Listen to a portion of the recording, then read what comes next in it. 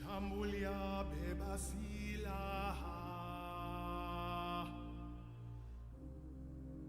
Pikana pakamwishowe Quantie tututau Utadamu yoyote Ludikwa pambachaya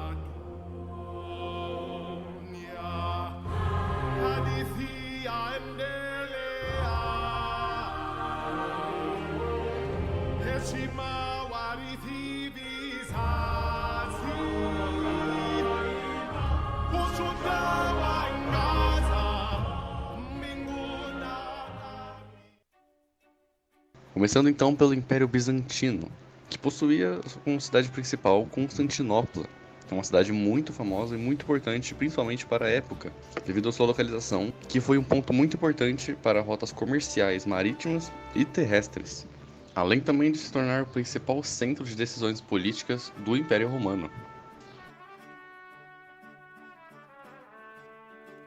Seu principal governante foi Justiniano, que possuía dois objetivos: reestabelecer o Império Romano e unir o mundo oriental ao ocidental, por meio do cristianismo.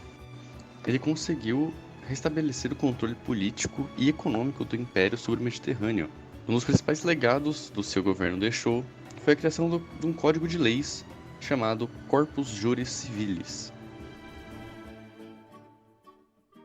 O Reino Franco foi formado pela dinastia Merovingia e a dinastia Carolíngia. As principais características da dinastia Merovingia é uma estreita ligação com o cristianismo e com a Igreja Católica e uma atuação política chamada Mordomos do Paço, que eram pessoas que eram escolhidas que administravam a casa real e tomavam decisões do reino. E a dinastia Carolíngia, que era a mais importante, sua característica principal foi a expansão territorial durante toda a Europa, o que levou à expansão do cristianismo e ocorreu uma divisão administrativa do império, que foi organizada em condados, ducados e marcas.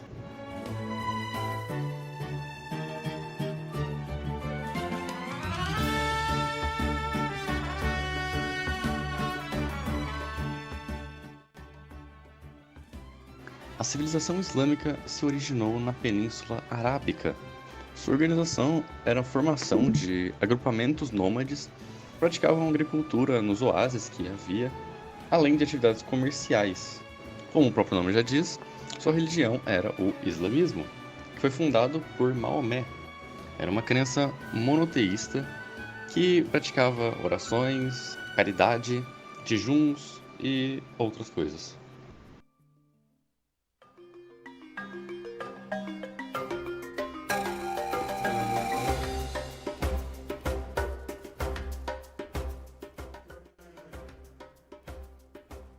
O reino de Gana era conhecido na época como o País dos Rebanhos. E seu nome Gana era um título que era atribuído ao seu soberano. A região era extremamente rica em reservas de ouro, que era muito utilizada no comércio. Muitos mercadores que atravessavam o deserto iam até Gana para trocar suas mercadorias por ouro e escravos. Sua religião era baseada em um culto aos seus ancestrais e à natureza.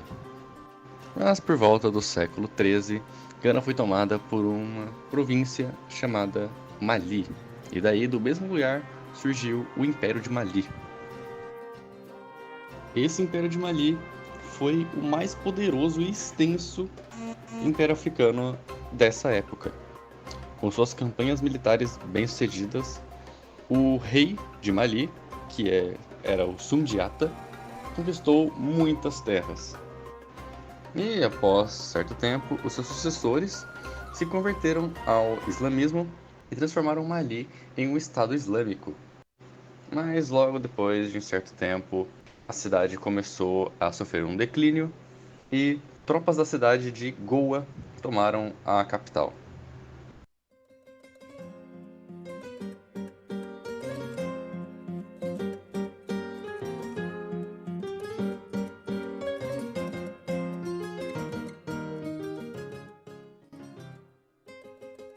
Bom, vamos começar falando então da organização da sociedade feudal. As terras comunais eram grandes pastagens onde havia criação de animais. Ela era tanto do senhor feudal quanto dos seus servos, onde criavam gado, às vezes mel. Em alguns lugares havia floresta nessas partes, onde também coletavam raízes, frutos e madeira. Os domínios senhoriais eram terra exclusiva do senhor feudal, onde o solo era cultivado pelos servos. O manso servil era uma parte onde o senhor feudal entregava para os seus servos para eles cultivarem o seu próprio sustento, as coisas que eles mesmos iriam utilizar. Então chegamos nas obrigações feudais. Todos esses espaços mencionados eram do senhor feudal. Com isso, os seus servos tinham que pagar um tributo chamado banalidades. Além disso, tinha a talha, a mão morta e a corveia.